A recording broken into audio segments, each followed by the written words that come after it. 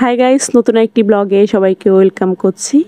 তো আজকে আমাদের গন্তব্যস্থল হচ্ছে ভালুকা একটি পার্ক, যেটির নাম হচ্ছে ড্রিম হাউস পার্ক। যেহেতু একটু ভিতরে অবস্থিত পার্কটা নতুন হয়েছে, সেই কারণেই মনে হয় মানুষের যাতায়াত একটু কম। বাট ভিতরে ঢোকার পর পার্কের পরিবেশ খুব সুন্দর ছিল, খুবই মনোরম পরিবেশ ছিল চারদিকে। শহরের কোলাহল ছেড়ে এখানে এসে সবুজের সাথে মিশে যেতে পারবে একেবারে।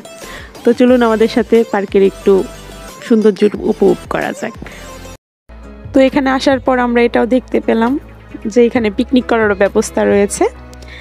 তো পিকনিকের যেহেতু ব্যবস্থা আছে, হয়তো মানুষের আনাগোনা অনেক আছে, বাট আজকে মানুষ একটু কম ছিল।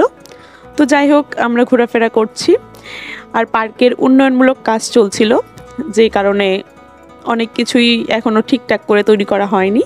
আর পার্কে একটা সুইমিং পুলের ব্যবস্থা রয়েছে, এখানে ঢুকতে মেবি 100 টাকা লাগে এক্সট্রা, বাট আমরা ওইগুলোতে যাইনি। বাট তো যাই হোক, পার্কের যতটুকু অংশ বাকি আছে ওইটুকু আমরা একটু ঘোরাঘুরি করে দেখি। আপনারা আমাদের সঙ্গে বাকি অংশটা একটু দেখেন। তো যাই হোক, আমাদের ঘোরাঘুরি শেষ। পার্কে প্রচুর বিভিন্ন রকমের ফুল ছিল, যেগুলো আসলে পার্কের সৌন্দর্যটা আরও বেশি বাড়িয়ে দিচ্ছিল। তো যাই হোক, পার্কের ভিতরে নিরাপত্তা ব্যবস্থাও খুব ভালো।